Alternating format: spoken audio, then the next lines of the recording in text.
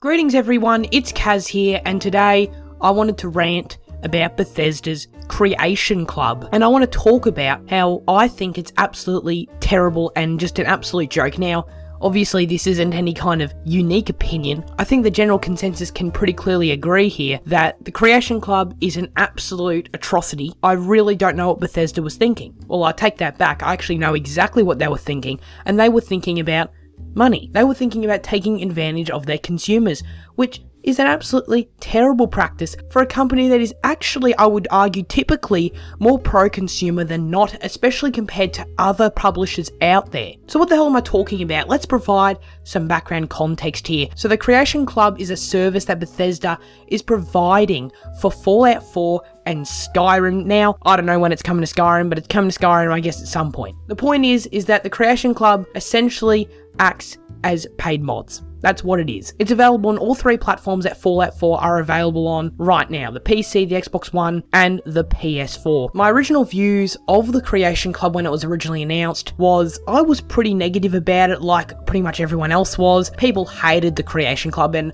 I don't know if I necessarily hated it as much as everyone else, but I did definitely dislike the idea and concept behind paid mods returning, because who wants to have paid mods? I mean, that's absolutely absurd. But at the same time, I thought there could be pros to this concept, and I guess I just really wanted to wait and see exactly what the content was upon release, and now that that's happened, it's probably the worst case scenario that anyone could have potentially imagined that the Creation Club would be. It is literally paid mods, ladies and gentlemen. That's what everyone was calling it upon its announcement, and again, I had reserved judgment. I was negative on the idea, but I thought perhaps it could be more than paid mods, especially considering I'm a PS4 player and knowing the limitations that mods on consoles have with the PS4 version of Skyrim and Fallout 4. I thought the Creation Club could perhaps provide some quality content in the way of mods for that platform, as the restrictions that apply to the free mods on PS4 and in regards to external assets, they don't apply to the Creation Club. So I thought this could be a great chance for PS4 players, even if they did have to pay a little bit of money, but it could be a good chance for PS4 players to get their hands on some mods that PC and Xbox One players have been enjoying, especially some of those bigger quest-oriented ones as well. That was where my hope lied for Creation Club. I thought, if it's paid mods returning, that sucks, but if PS4 players can get some really cool stuff out of it, I would be okay with that. And granted, that could still happen. Obviously, the Creation Club will continue to be iterated upon, but as of right now, it looks incredibly abysmal, and it honestly looks sad.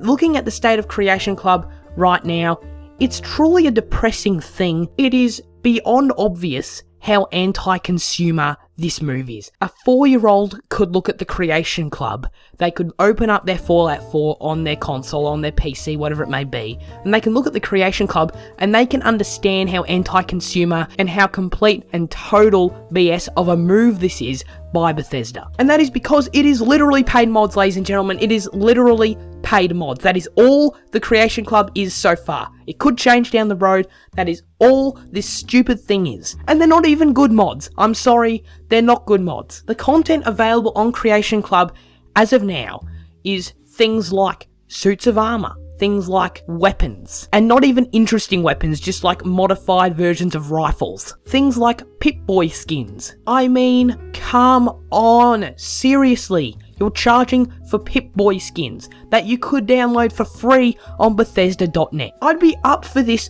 if the content was quality enough to warrant it. If they had the two systems, being the free mods and Creation Club, and the free mods was the place where you could get the skins, where you could get the armor, etc., and the Creation Club is where you could get the more interesting stuff like quests, etc., then I'd be okay with that. But they've completely just thrown logic out the window there. In Creation Club, you are paying for crap you can download for free on the Nexus if you're a PC player, and if you're an Xbox One player, I'm sure you could get a lot of this stuff, or at least decent equivalents of them, for free on the Bethesda.net free mod side of things. In terms of how much this content is, the prices are disgraceful for what you're getting as well. I talked briefly on the potential pros of this service earlier, and one of those benefits could potentially be financial support for modders. I have the utmost respect for what modders do. I really do appreciate their work, and if they get compensated for their hobby, for their work, that's great. But some of this stuff is just overpriced. It's absurd. Anyone looking to buy in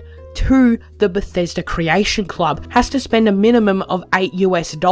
This $8 will give you enough quote unquote credits, I guess a microtransaction style system within Creation Club, to purchase maybe 2 or 3, depending on what it is, types of Creation Club content. And if you work it out, each credit essentially equals 1 cent. So therefore 100 credits is essentially $1 around abouts. So if you apply that math, you are paying for armor that you could download as a free mod prior to the Creation Club. Now, as a part of the Creation Club, you are spending around $4 or $5 or so on this piece of armor. The same goes for weapons as well. If you work out the price of the Fallout 4 Season Pass and all of the Fallout 4 DLC content individually, you will pretty safely come to the conclusion that this is total BS. For not a huge amount more than that, you can get access to the Automatron DLC, which at the time added a lot of cool stuff to Fallout 4, but instead, you're spending $5 on a piece of armor. The Creation Club is a rip-off at this point in time. It could be improved upon, it could be iterated upon, without a doubt. But at this point in time, with the content they're offering at the price they're offering it, Bethesda's Creation Club is one of the most anti-consumer moves that you'll see happen this year within the gaming industry. And I truly believe at this stage for it to be an absolute joke. And it was so clearly just a huge corporate selfish move by Bethesda, which is really disappointing to see considering how pro-consumer Bethesda has been with certain things in the past. So what do you all think of the Creation Club? Make sure you let me know in the comment section below. Do subscribe to the channel if you are new around here and check out some of my other content. That would be very much appreciated. I will see you all next time. Thank you all very much for watching today's video. Do take care and farewell.